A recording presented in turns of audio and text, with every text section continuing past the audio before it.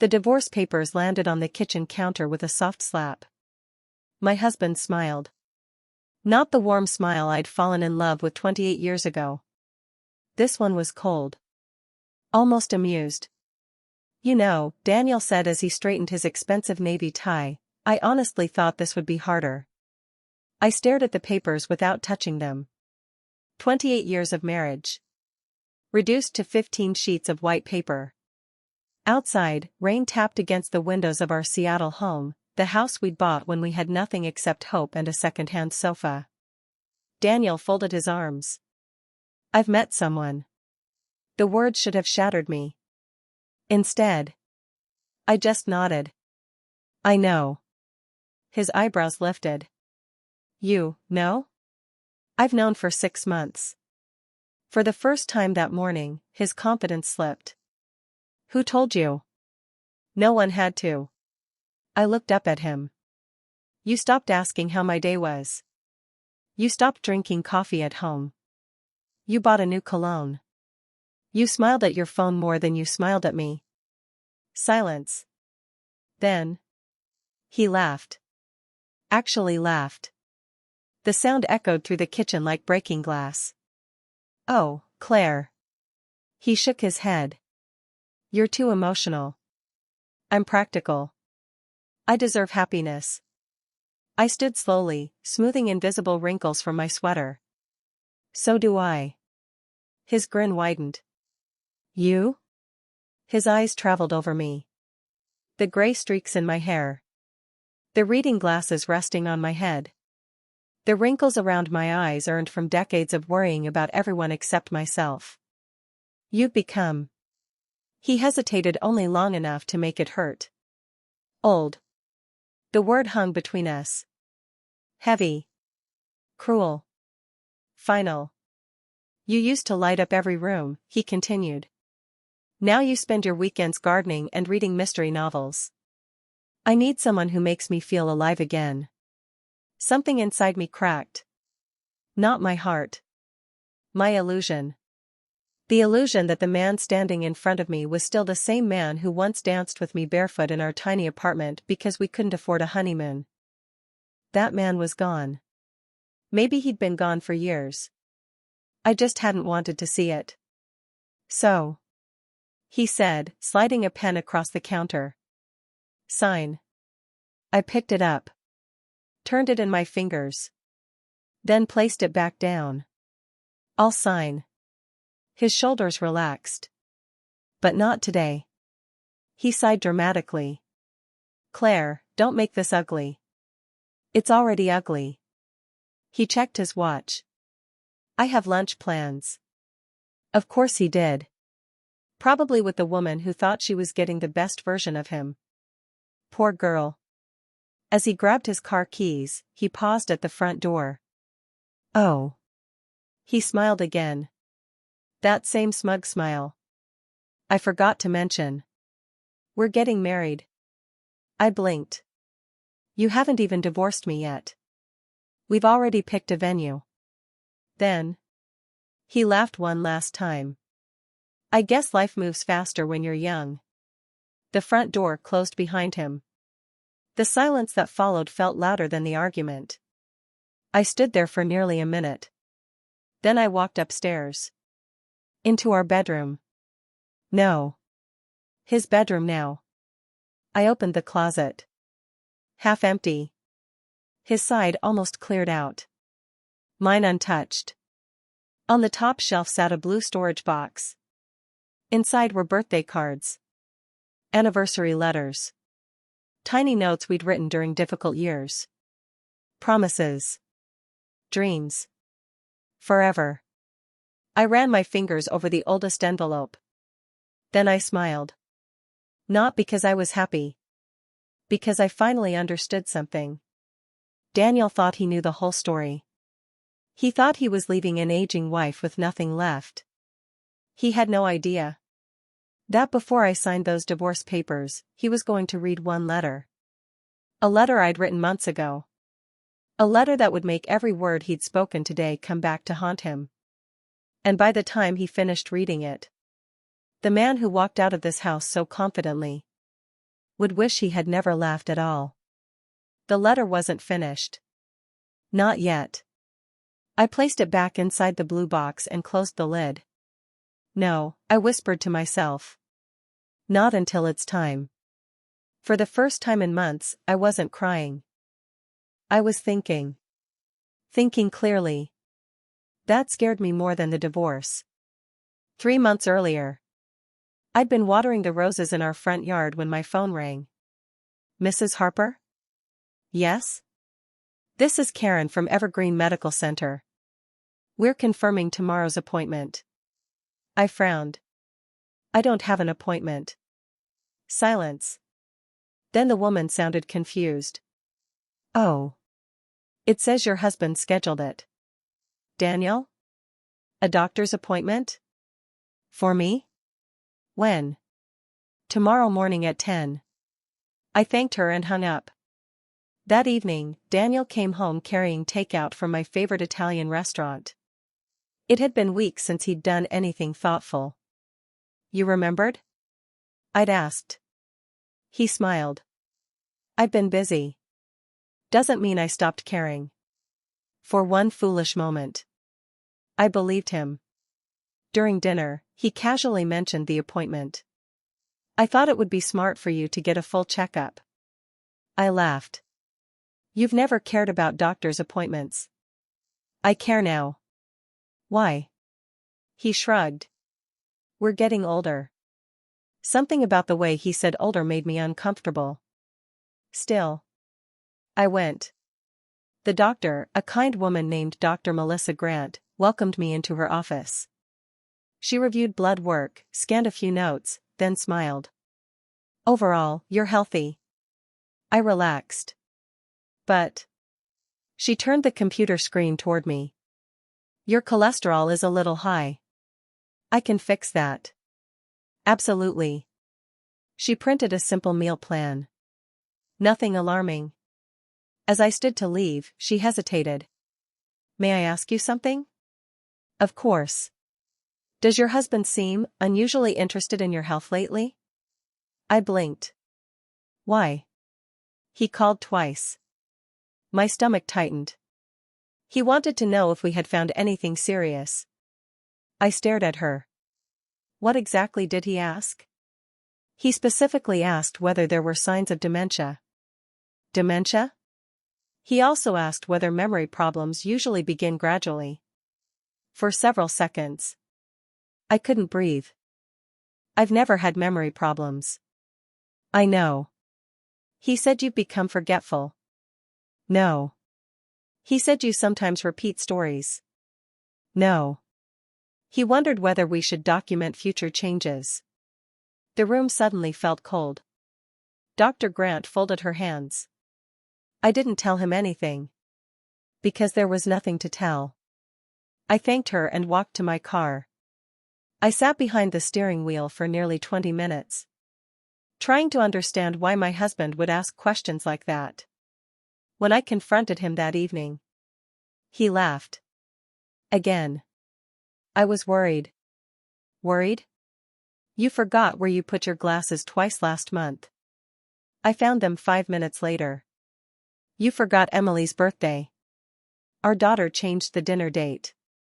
You repeated a story. To different people. He kissed my forehead. I just wanted to protect you. Protect me. The words sounded loving. But they felt wrong.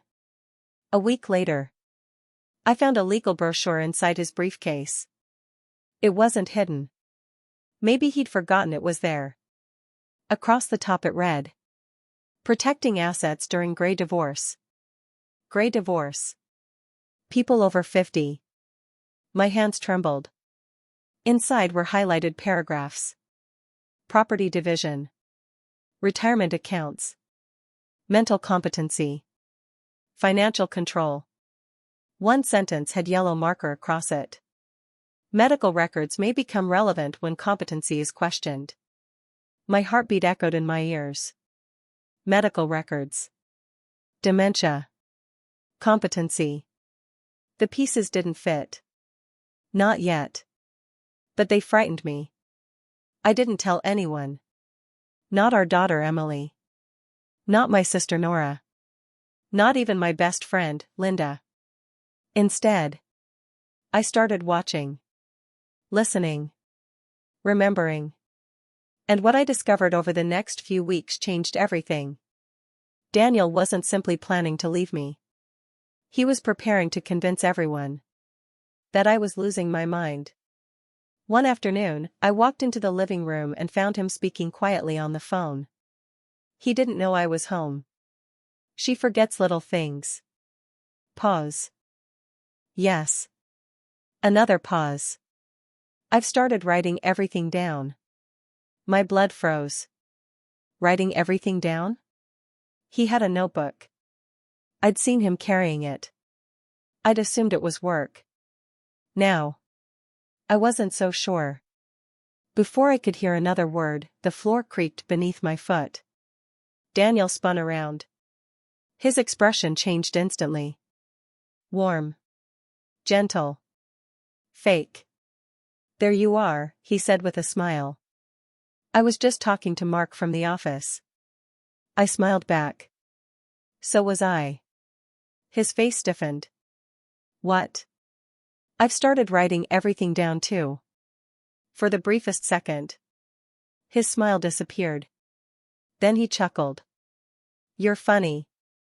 Maybe. But something told me. Neither of us was laughing anymore. Daniel stopped carrying the notebook after that conversation. Or at least, he stopped letting me see it. That alone told me everything. If it had truly been for work, there would have been nothing to hide. Instead, every time I walked into a room unexpectedly, he would quietly close a drawer, lock his laptop, or slide a folder into his leather briefcase. He wasn't just leaving me. He was building a case against me. One Saturday morning, our daughter Emily came over with her husband, Ryan, and our 8-year-old granddaughter, Sophie. Sophie ran straight into my arms. Grandma. She wrapped herself around my waist so tightly I almost lost my balance. I missed you. I missed you too, sweetheart. She looked up at me with the biggest brown eyes. Can we bake cookies? I laughed. Only if you're willing to make a huge mess. She grinned. It's more fun that way. Daniel watched us from the kitchen with an unreadable expression. For a brief moment, I thought maybe he remembered what family felt like. Then he spoke. Emily, can I talk to you outside? They stepped onto the back porch. The sliding glass door wasn't completely closed. I wasn't trying to eavesdrop. But then I heard my name. I'm worried about your mother. Emily sighed. Dad, not this again. She's changing. No, she's tired. You haven't noticed because you don't see her every day. There was a pause. Then Daniel lowered his voice. I think she's showing early signs of dementia. The wooden spoon slipped from my hand and hit the floor. Emily answered immediately. Dad. Mom helped Sophie with her science project yesterday. She remembered every detail. People can hide it. No. She's becoming forgetful. Emily crossed her arms. I don't believe that. You will. I stood frozen behind the kitchen counter. Daniel wasn't just planting doubt anymore. He was watering it. That evening, after everyone left, I walked into my home office. I opened the bottom drawer of my desk and took out a brand new notebook. If Daniel was documenting me, I'd document the truth. I wrote the date. Then everything I could remember. The doctor's appointment. The highlighted legal brochure. The phone calls. The notebook.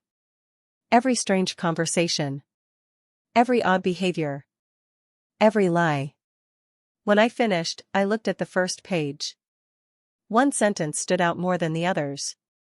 If anyone ever questions my memory, let this journal remind me that I was never the one forgetting the truth. A week later, I met my younger sister, Nora, for lunch. She studied my face before the waitress had even taken our order. You've lost weight.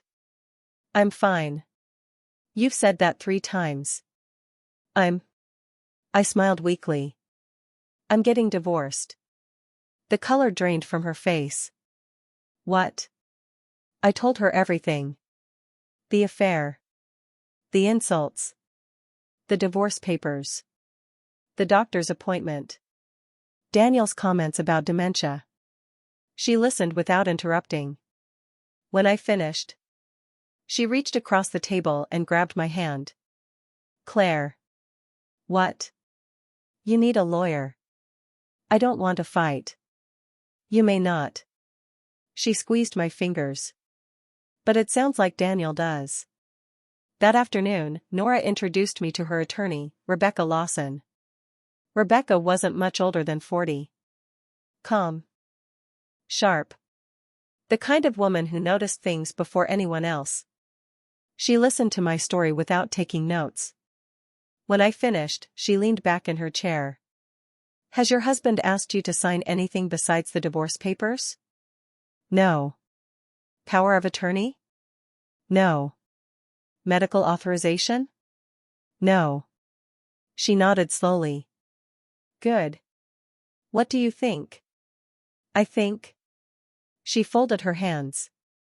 He may be laying the groundwork to portray you as mentally declining. My stomach tightened. So I'm not imagining it. No. What should I do? Rebecca smiled. Keep every text. Every email. Every receipt. Every calendar entry.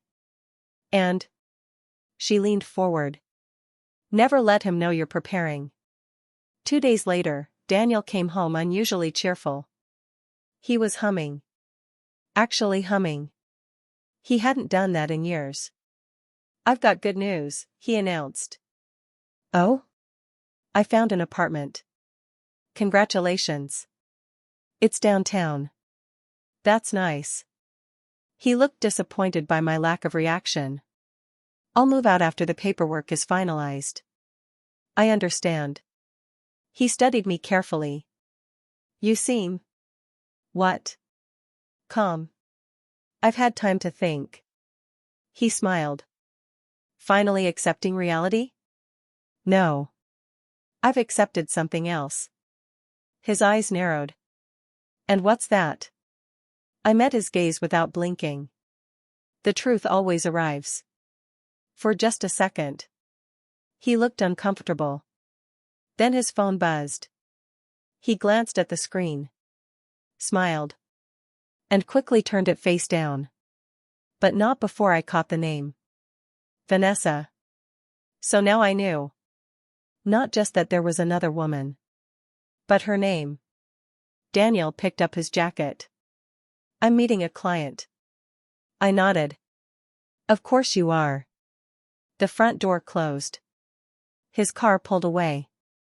10 minutes later. My phone rang. Unknown number. I almost ignored it. Something made me answer. Hello? There was silence. Then a woman's shaky voice. Are you? Claire Harper? Yes. I'm so sorry to call you. Who is this? My name is Vanessa. The room suddenly felt smaller. I think. Her voice broke. I think your husband has been lying to both of us. I gripped the edge of the kitchen counter so tightly my knuckles turned white. What did you say? On the other end of the line, the woman took a shaky breath. My name is Vanessa Collins. I know who you are. A long silence followed. I don't think you do. There was something in her voice. Not arrogance. Not guilt. Fear. I don't understand. I don't think I'm the woman you think I am. My heartbeat pounded in my ears. Then explain. We agreed to meet at a small cafe across town. I expected someone glamorous. Someone 20 years younger than me. Someone who looked like the reason my marriage had fallen apart. Instead, a woman in her early 40s stood as I walked in. She wore jeans, a navy cardigan, and almost no makeup. She looked exhausted. Not triumphant. You must be Claire. Yes. I'm sorry. She looked like she meant it. We ordered coffee neither of us drank. Finally, she reached into her purse and placed a photograph on the table. It showed Daniel with his arm around her. They were smiling. The picture was recent. Very recent. I'm not going to lie, Vanessa said quietly. We've been seeing each other for almost a year. The words stung. Even though I'd expected them. I thought he was divorced. I looked up. What? He told me the divorce was finalized last fall. It wasn't. I know that now. She swallowed hard. He said you two stayed in the same house because of financial paperwork. I almost laughed. Not because it was funny. Because it was unbelievable. He said you agreed the marriage had been over for years. No. He said you wanted separate lives. No. He told me. She whispered, that you were beginning to lose your memory. My chest tightened. So he told you that too? Vanessa nodded.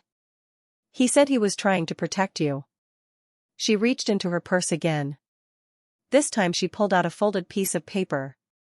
I found this in his apartment. She slid it toward me. It was a checklist. Typed. Neat. Clinical. My eyes moved down the page. Attorney meeting. Medical records. Property valuation. Retirement accounts. Then. One line froze my blood. Keep documenting Claire's confusion. I couldn't breathe.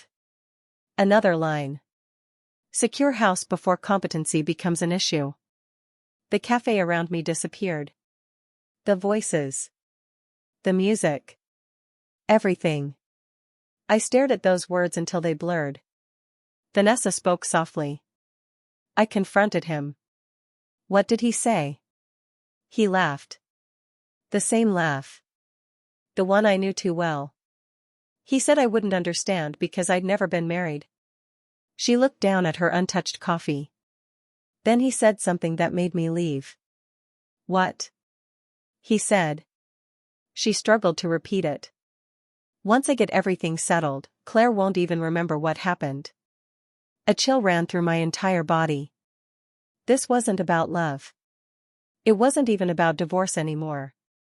It was about control. I ended things with him yesterday, Vanessa said. I don't want a man who can treat someone that way. I searched her face. There was no deception. Only regret. I should have realized sooner. You believed him. I wanted to. She wiped away a tear. I'm sorry. I surprised both of us by reaching across the table. It's not your fault. She looked at me in disbelief. Aren't you angry? I was. I folded the checklist carefully and placed it inside my purse. But right now. I met her eyes. I'm angry at the right person. That evening, I took the checklist straight to Rebecca Lawson. She read it twice. Then a third time. When she finally looked up, her expression had completely changed.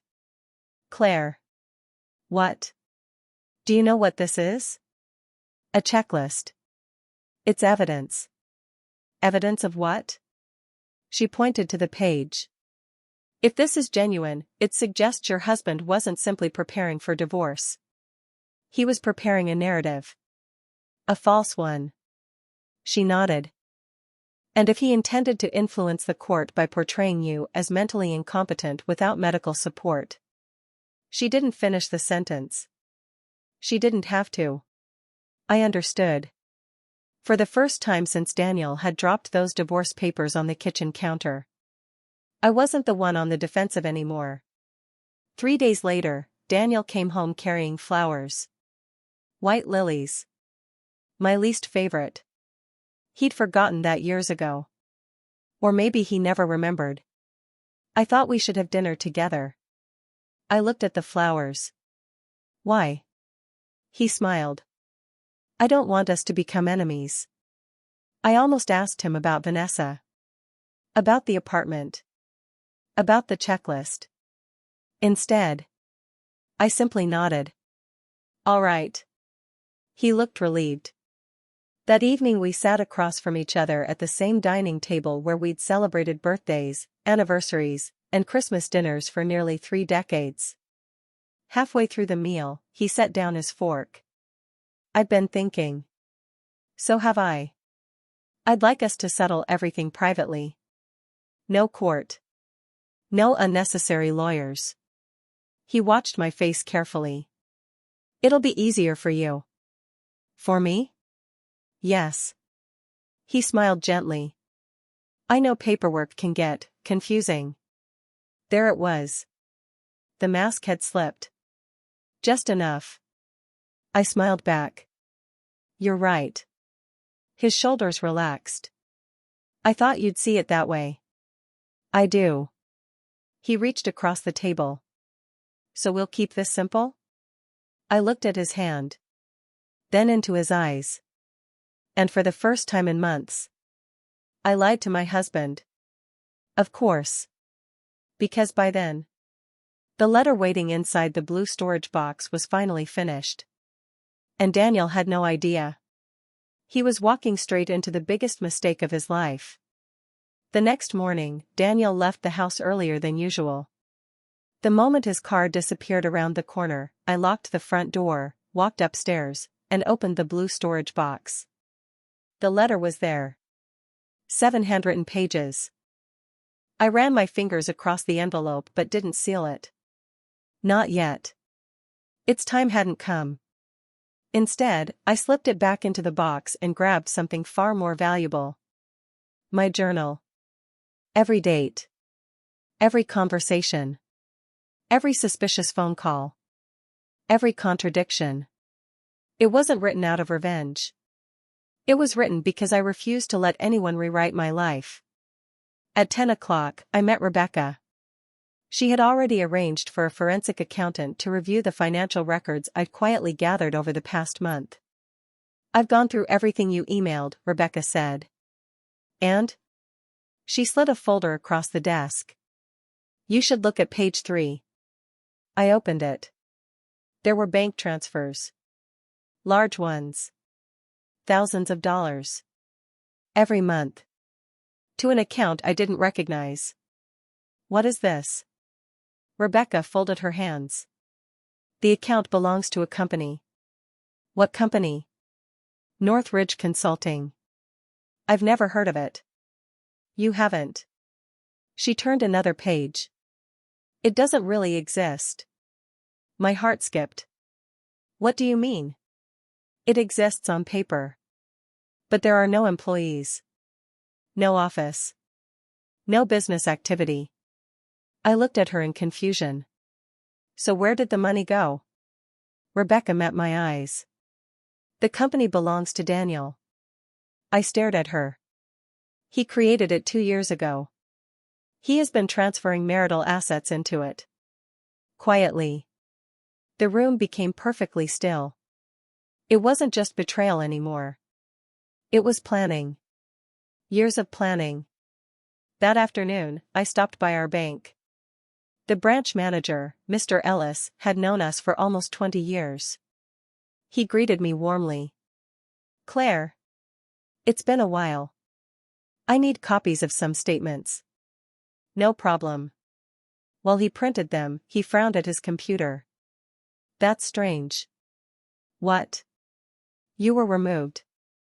Removed from what? One of your joint investment accounts. I laughed nervously. That's impossible. It happened 6 weeks ago. I never signed anything. His smile disappeared. He checked again. Then looked up slowly. It appears we received electronic authorization. I never gave one. I'm sorry. I can't discuss it further without opening an investigation. My pulse raced. Electronic authorization? How? I barely used online banking. Daniel handled almost everything. That evening, I didn't confront him. I cooked dinner. We ate in silence. He chatted about the weather. About traffic. About work.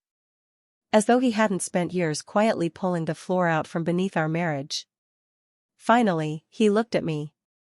"You've been awfully quiet lately." "I've been listening." He smiled. "To what?" "The truth." His fork paused in midair. Then he laughed. "I never know what you're talking about anymore." I smiled politely. "I know." 3 days later, Rebecca called. "I've filed a request to freeze the disputed assets." I nearly dropped my phone. "Already?" We moved quickly. "What happens now?" "If Daniel tries to transfer anything else." "He can't." For the first time in months. I slept through the night. The peace lasted exactly 24 hours. The following evening, Daniel burst through the front door. His face was red. His tie hung loose around his neck. "Did you hire a lawyer?" I looked up from my book. "Yes." "You told me we weren't going to involve attorneys." "I changed my mind." His jaw tightened. "You lied." "So did you." He slammed his briefcase onto the floor. "My accounts have been frozen." "Our accounts?" "They're mine." I stood slowly. "No. They belong to both of us until a court decides otherwise." His breathing became heavier.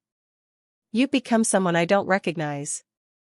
The words almost made me smile. "No, Daniel." I looked directly into his eyes. "You've simply started seeing me." For a long moment, neither of us spoke. Then his expression softened. Almost instantly. It was the face he wore whenever he wanted something.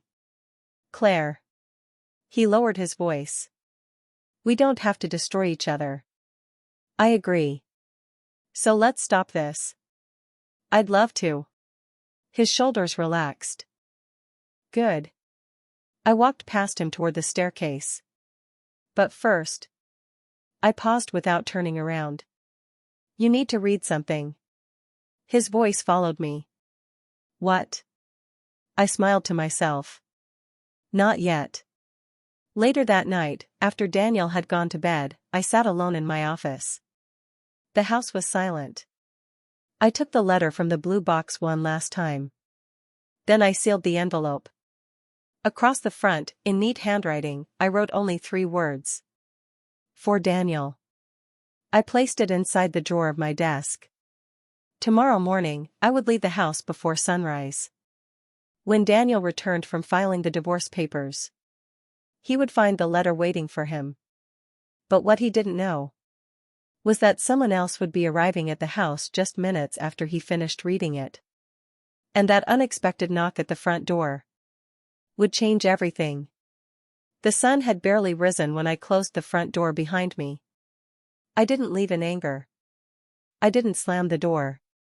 I simply walked away. The same way I'd walked beside Daniel through nearly 3 decades of marriage. Quietly. Steadily.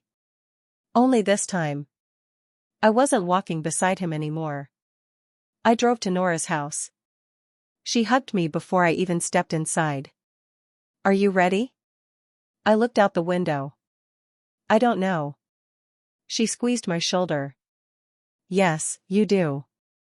At exactly 9:30 that morning, Daniel was scheduled to meet his attorney and officially file the divorce paperwork. At 10:15, he would return home. Rebecca had arranged everything. Not to trap him, but to make sure the truth couldn't be denied. At 10:17, my phone buzzed. It was a text from the security company that monitored our front door camera. Motion detected. Daniel was home. I didn't open the live feed. Not yet. I wasn't ready to see his face. Then, 2 minutes later. Another alert. Front door opened. He had found the letter. Daniel later admitted he almost threw it away. He thought it was another emotional goodbye. Another plea. Another attempt to make him feel guilty. Instead, he opened it. "Daniel." If you're reading this, you've probably just filed for divorce. Congratulations. You finally got what you wanted. Now let me tell you what I wanted. I wanted the man who danced with me in our first apartment when the power went out. I wanted the father who stayed awake all night when Emily had pneumonia. I wanted the husband who once told me wrinkles only meant we'd smiled together for a long time. That man disappeared years ago. I kept searching for him. I never found him. Instead, I found someone who quietly planned to convince the world his wife was losing her mind. Someone who highlighted legal brochures while pretending to worry about my health. Someone who called my doctor hoping she would confirm I was mentally declining.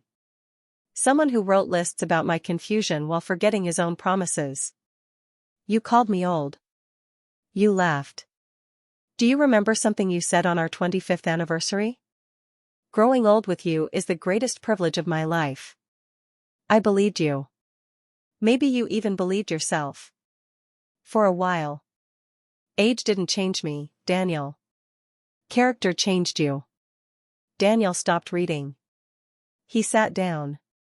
His hands were trembling. Then he continued. I know about Vanessa. Before you become angry, understand this, she told me everything. She didn't owe me honesty. Yet she gave it anyway. She showed me your checklist. The one where you planned to document my confusion.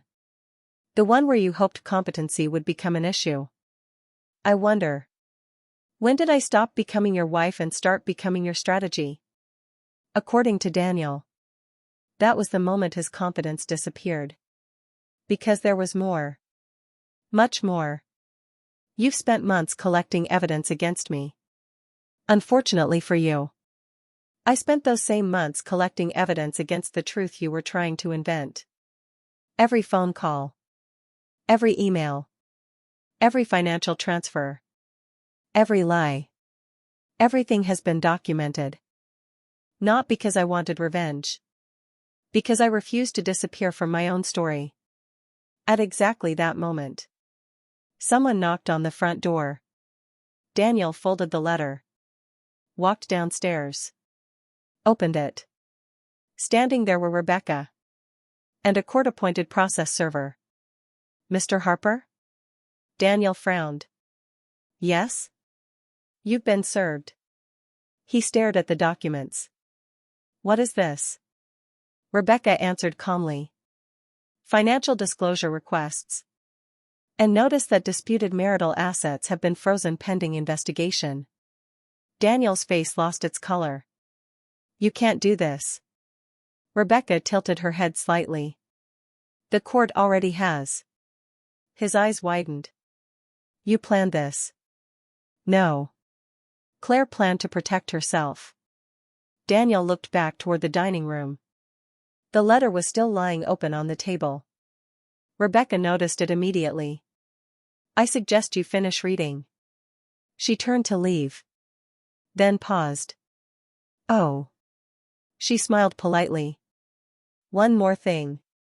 The bank has confirmed there are questions regarding several electronic authorizations. Daniel didn't answer. He couldn't. Because for the first time since he had laughed at me. No one was laughing. After Rebecca left, Daniel slowly walked back inside. He picked up the final page. There was only one paragraph remaining. He read it twice. Then a third time. When he finished, the paper slipped from his hands. And for the first time in nearly 30 years, Daniel Harper cried. Not because he had lost money. Not because the divorce had become complicated. But because, buried in the final lines of my letter, was a truth he had never expected to read. Daniel sat alone in the dining room for what felt like hours. The house was silent. No television. No footsteps upstairs. No smell of coffee drifting from the kitchen. For the first time since we had bought the house 28 years earlier. It didn't feel like a home. It felt like a museum. A place filled with memories he had stopped noticing. His eyes drifted back to the final page of my letter. He picked it up with shaking hands. The last paragraph read, Daniel. This isn't the last thing I wanted you to remember. The last thing I wanted you to remember was the man you used to be. The man who carried me across the threshold of our first apartment because he said every home should begin with laughter. The man who worked double shifts so Emily could attend music camp. The man who held my hand through my father's funeral without saying a single word because he knew silence could sometimes comfort more than speeches. I kept waiting for that man to come home. I finally realized he wasn't lost. He had simply chosen a different path. So today, I'm choosing mine. I forgive you. Not because you deserve it, but because I deserve peace. You'll spend years explaining your actions to other people. I refuse to spend another day explaining my worth to you. Goodbye, Daniel. Claire. The tears came without warning. He pressed both hands over his face. There was no audience. No performance. No one to convince. Only silence. And regret. 2 weeks later. The divorce hearing finally arrived. I wore a navy dress Nora had insisted I buy.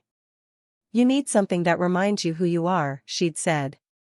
Rebecca stood beside me in the courthouse hallway. You ready? I smiled. I'd been ready longer than I realized. Across the room stood Daniel. He looked older. Not because of wrinkles. Because of guilt. His expensive suits couldn't hide the exhaustion in his eyes. He started walking toward me. Rebecca glanced at me. Your choice. I know. Daniel stopped a few feet away. Claire. His voice was barely above a whisper. I just want 5 minutes. Rebecca stepped away to give us privacy. Daniel looked at the floor before finally meeting my eyes. I've rehearsed this conversation 100 times. I imagine you have.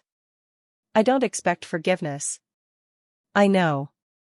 I just. His voice cracked. I'm ashamed. I waited. I lied. Yes. I manipulated people. Yes. I tried to make you look weak. Yes. He swallowed hard. I became someone I never thought I'd become. For several moments neither of us spoke. Finally, I asked the question that had lived quietly inside me for months. Why? His shoulders slumped. I was terrified. Of what? Getting older. I frowned. You? He nodded slowly. When I looked at you. He wiped his eyes. I wasn't seeing your age. I was seeing mine. I thought if I surrounded myself with younger people, I could outrun time. A sad smile crossed my face. You can't. I know. I learned too late. The hearing lasted less than an hour. The judge approved an equitable settlement. The hidden company Daniel had created was included in the marital assets. The disputed investment accounts were restored for proper division. The attempts to question my competency never became part of the proceedings because there was no medical basis for them. When it was over, Rebecca shook my hand. Congratulations. For getting divorced? She smiled. No. For getting your life back. 3 months later. I sold the house. Not because it hurt too much. Because it no longer fit the life I wanted. I bought a smaller cottage overlooking a quiet lake. Every morning I drank coffee on the porch while ducks glided across the water. I planted roses again. This time. Only the colors I liked. Emily and Ryan visited almost every weekend. Little Sophie still insisted on making cookies that somehow ended up with more chocolate on the floor than in the bowl. One afternoon she looked up at me and asked. Grandma? Yes? Are you happy now? Children have a way of asking the hardest questions with the simplest words. I looked around. The sunlight. The flowers. My family laughing inside the kitchen. My heart felt lighter than it had in years. I am. She smiled. Good.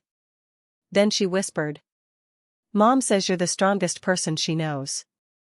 I laughed softly. No. What then? I just finally remembered something. What? I tucked a loose strand of gray hair behind my ear. Growing older isn't something to be ashamed of. It's proof that you've been lucky enough to keep living. Almost a year after the divorce, I received one final envelope. The return address simply read, Daniel Harper. Inside was a single handwritten note. No excuses. No requests. No promises. Only one sentence. You were never too old, Claire.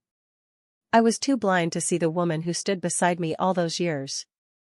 I folded the note carefully, walked outside, and placed it in the blue storage box that now held only memories, not burdens. Then I closed the lid.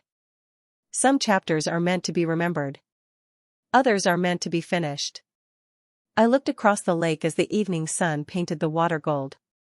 For the first time in a very long time, I wasn't looking back. I was looking forward. And that made all the difference.